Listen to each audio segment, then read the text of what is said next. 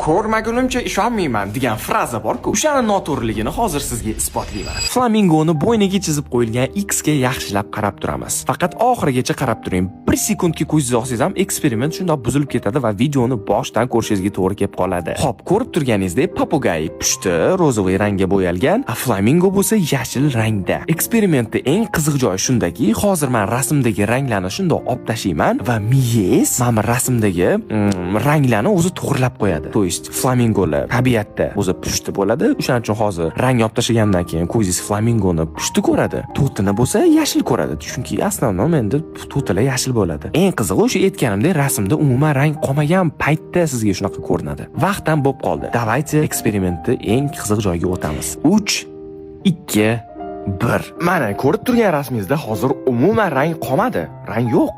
Lekin miyachingiz o'zi shu rasmni rangga to'ldirib qo'yapti.